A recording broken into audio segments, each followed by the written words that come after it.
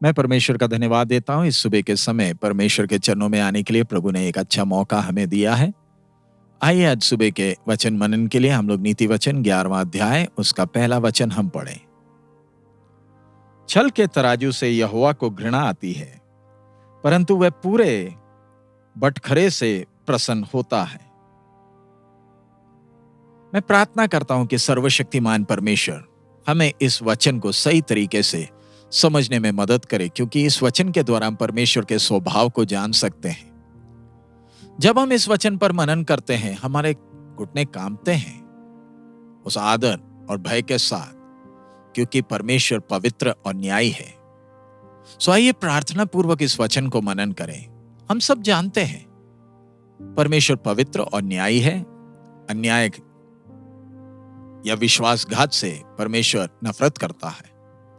परमेश्वर के नियम न्याय हैं और सबके लिए बराबर हैं। परमेश्वर हमारी तरह नहीं है जो कुछ लोगों को ज्यादा प्यार करता है और कईयों को नफरत करता है। परमेश्वर का हर मनुष्य के लिए प्रेम एक जैसा है, और वो हम परमेश्वर का मनुष्य के साथ के व्यवहार में हम देख सकते हैं। परमेश्वर ने मनुष्य जाति को अपने स्वरूप और समानता में बनाया, और परमेश्वर हर मनुष्य को आदर देता है। जब मनुष्य ने पाप किया और परमेश्वर का दुश्मन ठहरा, परमेश्वर चाहता तो मनुष्य को दी हुई खूबियां उसे छीनकर उसे एक मखौटा बना सकता था, या अपने हाथ में एक खिलौना बना सकता था जो कि अपने आप कुछ ना कर पाए। लेकिन परमेश्वर ने मनुष्य को ज्ञान और खूबियां दी है ताकि वो खुद चले। और हम देखते हैं परमेश्वर मनुष्य की आजाद मर्जी को आदर करता है और उसमें हस्तक्षेप नहीं करता। परमेश्वर ने जिसने सबको बनाया है मनुष्य को यह चुनने का मौका दिया है कि वो इस जीवन में कौन सा मार्ग चुने, यहां तक अनंत काल के लिए भी खुद फैसला करता है। सो इस कारण परमेश्वर चाहता कि मनुष्य भी अपने सब भाई बहनों को उस आदर पूर्वक दृष्टि से सबको बराबर देखें। परमेश्वर को दुख पहुंचता है जब मनुष्य आपस में ही बाधाएं बनाते हैं, सीमाएं बनाते हैं, जाति के आधार पर, रंग के आधार पर, धर्म के आधार पर बीच बीच में बाधाएं खड़े करते हैं, अलग अलग झुंड बना लेते हैं। जब हम दूसरों को आदर नहीं करते परमेश्वर दुखी होता है। परमेश्वर ने उद्धार का मार्ग सारे मानव जाति के लिए खोलकर दिया है, क्योंकि परमेश्वर संसार से एक जैसा प्रेम करता है। इधर हमने परमेश्वर के वचन में पढ़ा है, छल के तराजू से यहोवा का घृणा आती है। हमने इस वचन को ध्यान से देखना है। इसका मतलब परमेश्वर छल के स्वभाव से नफरत करता है, क्योंकि उस स्वभाव से हम अपने आप को अक्लमंद समझते हैं और दूसरों को बेवकूफ समझते हैं। परमेश्वर पूरे बटखरे से प्रसन्न होता है। उसका मतलब परमेश्वर हर एक को एक जैसा प्रेम करता है, हर एक को एक जैसे समझता है। परमेश्वर के नजर में हर व्यक्ति एक जैसा है और हर एक को उसके वजन के अनुसार परमेश्वर नापता है। इसका मतलब परमेश्वर का न्याय सबके लिए एक जैसा है। आदम से लेकर आखिरी मनुष्य जो रचा जाएगा उस तक का व्यवहार परमेश्वर का एक जैसे है। कई बार हम इस विचार से हमें आराम लगता है। सोचते हैं कि परमेश्वर पुराने नियम के लोगों से कठिन था और हमारे साथ अनुग्रहकारी होगा। क्योंकि परमेश्वर अब प्रेम करता है, इसलिए हम माफी मांगे तो प्रभु माफ कर देगा। ध्यान रखें, परमेश्वर अपने व्यवस्था को कभी नहीं बदलता। हम संसार के कचेरियों में एक प्रतिमा को देखते हैं जिधर एक मूर्ति है जिसके हाथ में तराजू है और उसके आंख में काला पट्टी बांधा है। क्या उसका मतलब ये संसार की कचेरियां अपनी आंख को किससे बंद कर रही हैं? क्या सत्य देखना नहीं चाहती? लेकिन पवित्र और न्यायी परमेश्वर के साथ ऐसा नहीं है। परमेश्वर मनुष्य के विचारों को जांचता है, हर बारीकियों को जानता है। और फिर न्याय करता है।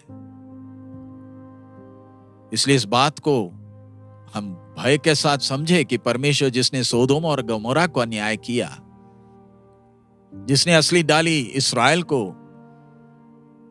उस दाखलता से काट दिया, हमारा भी बराबर नाप के अनुसार न्याय करेगा, जैसे सोदोम और गमोरा का न्याय हुआ।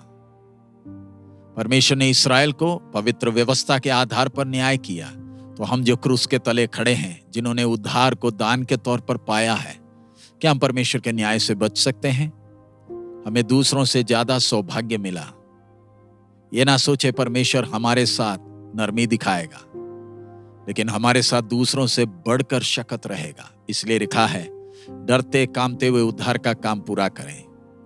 अगर हम मसीह के प्यार को तज कर दुनिया को प्यार करें, हमें उस सच्ची दाखलता से काट डाला जाएगा। हमें शायद अभी न्याय महसूस नहीं होगा।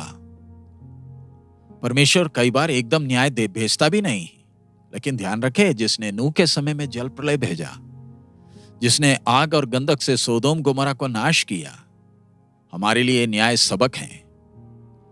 इस्राएल का इतिहास दुनिया के सामने एक सबक है। सो अगर हम परमेश्वर की चेतावनियों को तुच्छ समझें और अपनी मर्जी से चलें, तो ध्यान रखें, परमेश्वर का न्याय एक दिन पूरा होगा।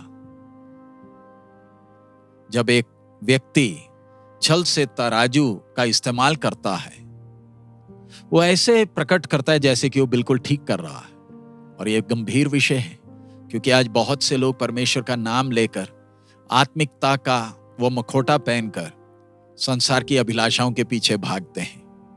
वो प्रभु को भी धोखा देने का प्रयास करते हैं, भक्ति के तौर ढोंग करते हुए। हम प्रभु का नाम व्यर्थ ना लें, क्योंकि परमेश्वर का हर वचन हमारे विरोध में न्याय के दिन खड़ा हो जाएगा। जिस प्रभु ने मंदिर साफ करने के लिए कोड़ा हाथ में लिया, वो आज भी वैसा ही है और अपना न्याय समय पर पूरा करेगा। जब हम जो परमेश्वर के मंदिर कहलाते हैं, अगर हम इसे संसार की मोह और अभिलाषाओं से भर दें, तो प्रभु का हमारे साथ का व्यवहार कैसे होगा? इसलिए आइए हम डरते कामते ध्यान के साथ उस प्रभु के साथ चले जो कल आज और हमेशा एक जैसा है। प्रभु हमें इस वचन की गंभीरता समझने में मदद करें। आइए हम प्रार्थना करें। हमारे अनुग्रहकारी पिता, हम आपका धन्यवाद देते इस समय के लिए, आपके पवित्र वचन के लिए। प्रभु, इसके द्वारा आप हमसे बात कर रहे हैं। हम सबको आप एक जैसे प्यार करते हैं। हम सब आपकी नजर में एक जैसे ही हैं। प्रभु, हमें भी ऐसा मन दे कि हम सबको बराबर देखें, किसी को बड़ा या छोटा ना देखें, सबको अपना भाई बहन समझें। और प्रभु, अपने जीवन में आप हमें देख रहे हैं, वो भय के साथ हम चलें, कभी भी चालाकी या चतुराई का इस्तेमाल करने का मौका ना हो। आपका वचन हमारे सामने ही हमारे लिए आशीष का कारण हो, किसी के लिए न्याय का कारण ना बनने पाए। यीशु मसीह के मधुर नाम से मांगते हैं, आमीन। प्रभु हम सबको बहुत आयत में आशीष दे। हमारा प्रभु अति शीघ्र आ रहा। मारा नाथ।